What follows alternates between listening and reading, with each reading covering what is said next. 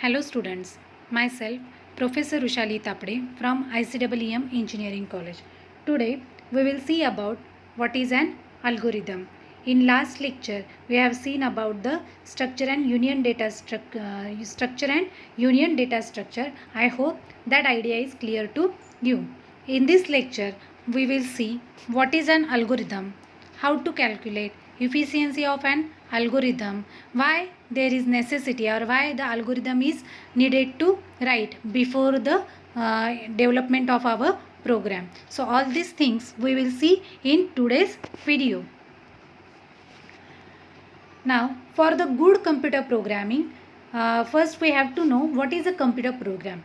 A computer program is nothing but a series of instructions that are carried out in order to carry a particular task which is written in a language that can computer understand. What is a computer program? It is nothing but a collection of instruction in order to carry out particular task, that means your problem statement, which are written in a particular language that computer can understand. That is called as a computer program.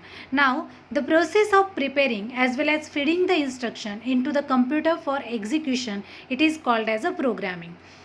There are number of features for a good program to run efficiently and correctly. Which are these features? The first one, have a user-friendly interface. Then be easy to read and understand. Then be easy to debug. That means your program must be easy to debug, easy to read and understand. Your program must be easy to modify, easy to maintain. These are some of the features for writing a good program. Now we come to the algorithm. Program consists of two things. The very first thing is about algorithm and second thing is about data structure. Okay, so all of you know what is a data structure, because in the first lecture we cover that topic, what is a data structure and types of data structure. Now a good program is nothing but a combination of both algorithms and data structure. Then what is an algorithm? Algorithm is nothing but a step-by-step instruction in order to solve the given problem. That is called as an algorithm. Whatever the instruction we have to give for solving the problem and for writing the program, that instruction, collection of instruction is nothing but the algorithm. And what is the data structure? Data structure is nothing but a collection of data which consider not only the data, or we can say data structure is a way of organizing the data which consider not only the data but also relationship among the data, how the data is to be organized. All these things are considered by your data structure. So what is an algorithm? You understood what is an algorithm? It is nothing but a step-by-step instruction in order to solve the given problem. Now every single procedure that computer can perform is an algorithm. Whatever the procedure, whatever the task that computer can perform, that you can say it is an algorithm, because you are giving the instruction how to solve that task. So that is nothing but your algorithm. So algorithm is a precise procedure for solving a problem in a finite number of steps. This statement is very much important. What it says, it is nothing but a procedure for solving the given problem but in a finite number of steps. That means your program should be ended somewhere. Okay. An algorithm states the action to be executed and the order in which this action can be executed. That means it specify the sequence, how the instructions are executed throughout your program. That sequence is specified by your algorithm. The algorithm is well-ordered collection of clear and simple instruction that is to be finite and effectively computable operations which are executed by your program. Now, these are some of the properties of an algorithm. Which are the properties of an algorithm? The very first property of your algorithm, that it takes 0 or more inputs.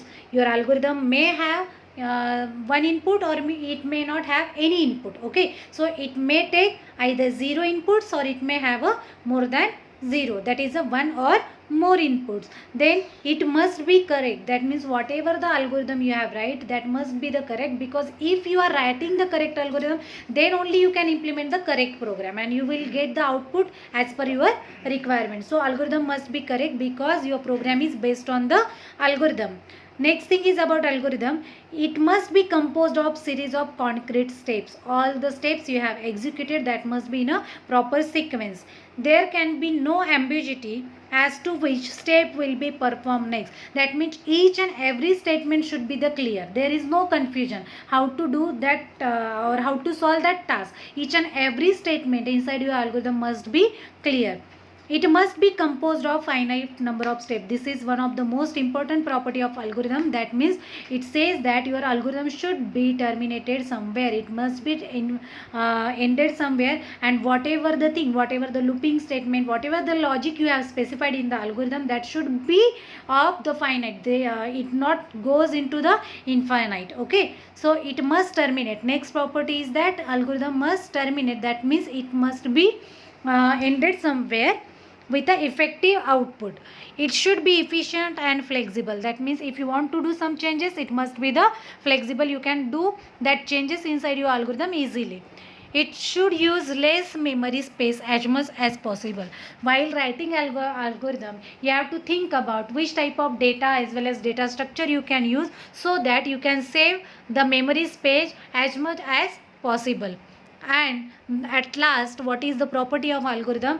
The results is the result of your algorithm must be at least one or more output. And this is the thing that the algorithm says, that at the end of your algorithm, when you are writing an algorithm and when you are completed writing the algorithm, it must produce at least one output. Okay, so these are the properties of algorithm. Now, various steps in developing the algorithm. When we are writing the algorithm, which steps we have to consider?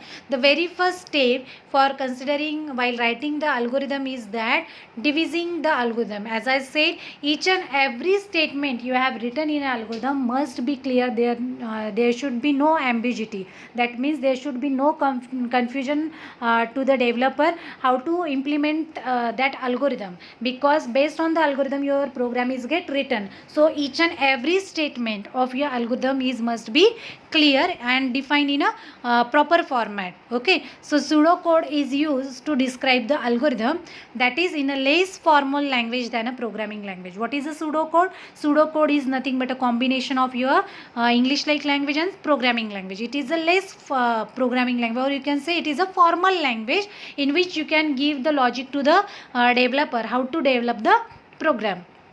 Next is validating the algorithm. Validating the algorithm, that means you need to check after writing an algorithm whether it should give you the output or not, correct output or not, because one of the property of your algorithm that it must produce at least one output. Okay, and it should be terminated somewhere. Next thing, it should consist of finite number of steps. All these things we have to check while validating the algorithm. And last thing while developing the algorithm is that expressing the algorithm. To implement the algorithm in a programming language, the algorithm used should terminate after finite number of steps. As I said, this is one of the property of your algorithm, that it should be terminated somewhere. Now the next is about efficiency of an algorithm. How we calculate how much efficient is our algorithm, whatever the algorithm we have written, how much it is efficient. So how to calculate the efficiency of an algorithm? The efficiency of an algorithm is depends on two factors. First one is called as the time complexity, and the second factor that is called as the space complexity. These two factors are responsible for the efficiency of an algorithm. So writing an efficient program is what every programmer hopes to be able to do. What kinds of programs are efficient? This question leads to the concept of generalization of programs, because algorithms are the programs in a general form. They are before developing the program, this is the procedure, modeling procedure we can say. This is in which we have textually write the steps how to develop the program. So algorithm is an idea on which a program is built. An algorithm should meet three things. For developing an algorithm, you should meet the three things. What are these three things? Your algorithm should be independent of programming language in which the idea is realized. The second thing, every programmer having enough knowledge and experience about the algorithm to understand it. It should be applicable to all inputs, or we can say it should be applicable to the inputs of all sizes. Okay, these are the three basic things that algorithm should meet. Now, efficiency of an algorithm denotes the rate at which algorithm solves the problem of size n. Whatever the input is given to the algorithm, it may be the small, it may be the large. So, the efficiency of an algorithm denotes the rate at which that algorithm solve your problem of with the input of size n. So, it is measured by the amount of resources it uses and the time and space. So, how you will calculate the efficiency of algorithm? Again, I say the two factors which is responsible for calculating the efficiency of an algorithm. The first one is called as the time complexity and second one is called as the space complexity. Right. So, what is the time complexity, or how we will calculate the time complexity? The time complexity is nothing but the total amount of time required by your program to solve the given problem. What is the time complexity? The total amount of time required by your program in order to solve the given problem, that is called as the time complexity. The way in which the number of steps required by an algorithm vary with the size of the problem it is solving. Obviously, the how the problem is get solved, how much what many inputs are given to the algorithm, based on that the number of steps are required by your algorithm. The time taken for an algorithm is comprised of two times. There are then while calculating the time complexity, the algorithm consider compile time as well as the run time. Which times are considered by the algorithm? Compilation time and run time. Then what is the compilation time? Compilation time is the time taken to compile an algorithm. That means once you have developed your algorithm, whatever the time required to compile that algorithm, that is called as a compilation. And during this compilation process, it checks for the syntax and semantics error in the program and links it with the standard libraries which you have included inside your program. Whatever the header files you have included inside your program that are linked to your program, as well as during compilation it checks whether there is any syntactical error. Whereas in a runtime, it is the time that is used to execute the compiled program. Once you have compiled the program, you run it. So that run time of an algorithm depend upon the number of instructions that are present in the algorithm. Usually, we consider 1 unit for executing one instruction. That means for execution of one instruction, we consider 1 unit of time. The run time is the control of the programmer, as the compiler is going to compile only the some number of statements irrespective of the types of compiler used. That means compilation time is not in the hand of your programmer, because compiler only compile the some number of statements irrespective of the type of compiler you are using. Not each and every statement is get compiled. Compiler compiles only some of the statement, but runtime is calculated only for executable statement, not for declaration statement. Runtime, how we calculate the runtime? It is not calculated for the declaration statement. That means if you are declaring some variable integer I, then runtime is not calculated. But if you are but if that statement is get executed, but if you are saying integer I equals to 0, obviously 0 is needed to assign to the variable I. So that statement is get executed and you required 1 unit of time, that is a runtime. Time complexity is normally expressed as an order of magnitude with the help of big O notations. There are different notations that can be used for representing the time complexity. One of this is big O notation, which shows maximum amount of time that is required by your program for execution. Time complexity of a given algorithm can be defined for computation of function as the total number of statements that are executed during the compilation or for the computing the value of f of n. Now, the time complexity is a function depend from the value of n. And in practice is often more convenient to consider it is as a function from n. Now, You can classify the time complexity of an algorithm in a three-way: worst case, average case, and best case. Now, what is the worst case, what is the average case, and what is the best case? If the time required by your program is more, okay, in that case we say that it is the worst case. How the time complexity is represented with the worst case? The longest amount of time that is required by your algorithm to solve the given problem, that is called as the worst case. Then what is the average case? The average amount of time required by an algorithm to solve the given problem, that is called as the average case time complexity. And the best case, the smallest amount of time that is required by an algorithm to solve the given problem with a input size n, that is called as the best case. For example, if I want to search particular element in the given list, and whatever the element I want to search, if I found that element only at the first position, that is called as the best case. That means we require a small amount of time, we require only one comparison and we get that element which we want to search, and that is called as the best case, smallest amount of time required for the execution.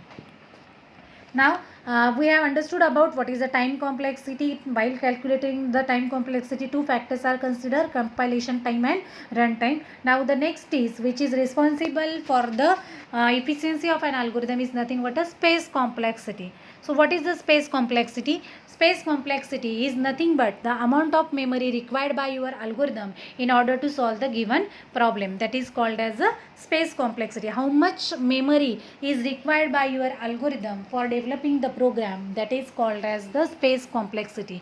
And the space complexity is specified or calculated with the help of fixed amount of variable and fixed amount of memory of that is, we can say, fixed constant as well as the variable size of variable. So the space occupied by the program is generally by the following: that is a fixed amount of memory that is occupied by the space for the program code and space occupied by the variables used in the program. That means amount of memory that is required by the constant. Once you have declared constant inside your program, you cannot change its value, and the memory given to that constant is also fixed. And the variable amount of memory, that means which is depend on the runtime, we can say, that is occupied by the component variable whose size depend on the problem being solved. Whatever the problem you want to solve, based on that you are taking the data, that amount of memory which is required by it is depend on the runtime, that is called as the variable amount of memory. And by considering these two factors, we calculate the space complexity. Now, the memory taken by the instruction is not in the control of the programmer. It is totally dependent upon the compiler to assign this memory. Whatever the memory taken by the instruction in order to execute the program, that is depend on the compiler how to allocate memory to that instruction. But the memory taken by the variables, whatever the variables you have used inside your program, and the memory taken by that variable, it is in a control of the programmer, because as per your requirement you can take integer variable. If you using the integer variable, you require only 2 bytes. If you required you take the float variable, you require 4 bytes. So it should be depend on the programmer. More the number of variables used, more will be the space taken by them in the memory. Again, space complexity is also expressed in the form of, in the order of magnitude, that is with the help of big O notations. Big O notations represent maximum amount of memory that is required by your program. Instruction space is the space memory occupied by the compiled version of the program. So we consider this space as a constant space. As I said, while calculating space complexity, we consider the amount of memory required by your constant variable and the amount of other memory required by your normal variable. So we have to consider it. We normally ignore this value, but remember that their instruction space is independent of the size of the problem. Now, while calculating the space complexity, again we have to consider 3 space. First is the instruction space, second one is the data space, and third one is the environment space. Now, the instruction space is a memory which is occupied by the compiled version of the program, that is which is required by the constant variable. The data space is the space of memory which is used to hold the variables, data structure, allocated memory, and other data elements. Whatever the data structure you can use inside your program, that memory is called as a data space. And what is the environment space? Environmental space is the space in memory that is used on runtime for each and every function call. Whatever the memory that is allocated to allocated at runtime, that is called as the environmental space memory. Now here we see how the space is allocated for the iterative factorial example. Here we are calculating the factorial of the given number, and we see how to calculate its space complexity. Now here is the code in which we are calculating the factorial of the given number n. So if we want to calculate the factorial of the given number n, we are using the for loop to calculate its factorial. So space occupied by this code is data space, which is occupied by the variables are I, n and x. Whatever the types of variable these are, that is data space occupied by I and x. That is called as a data space. The data space is nothing but a space occupied by the normal variable. Now environmental space, which is almost nothing because the function is called only once. This function called only once because it is a iterative function. It is not a recursive one. So the environmental space is, we can say, nothing. Okay, so algorithm, this algorithm has a complexity of 1 because it does not depend on n. Okay, it is calculated the space complexity. We are not calculating here the time complexity. What we are calculating? Space complexity. So what is the space complexity? Whatever the calculation, x is equals to I into x, that should be done 5 times. If you are calculating the factorial of 5, n is equals to 5, right? So x equals to I into x, that statement is calculated 5 times, even though it is calculated 5 times, but space is required by only 1, because whatever the memory is allocated to the x, on that space the value is get stored. So the space complexity for the given code is of 1. And for the recursive factorial, if we write the same code in a recursive way as shown here, if we write the same code with a recursive manner, then how much space is occupied? The data space occupied is x. In previous iterative, we required data space for the I, for the n and for the x, but in the recursive, whatever the number you have, you require that much data space. And environmental space, obviously you required environmental space because this function is called recursively. So the amount of space this program used is based on the size of the problem, based on the problem input which you have given to this code. So for the recursive factorial example, how the space complexity is calculated? O of n equals to x plus function call into n. Number of time that function is called recursively, that much time is required by your code. So how to measure algorithm performance? Again, algorithm performance is measured with the help of two terms, time complexity and space complexity. There is always a question on this topic, how to calculate the performance of an program or performance of an algorithm, how to measure the performance of algorithm. It should be measured based on the time complexity and space complexity. In that case, we have to specify what is the time complexity, what is the space complexity with a short example. So these two things are considered for calculating or for showing or measuring the performance of an algorithm, that is the time complexity and space complexity. I hope the concept of algorithm is clear to you. What is an algorithm, how to write an algorithm, then how to calculate the efficiency of algorithm, what is time complexity and what is the space complexity. Thank you.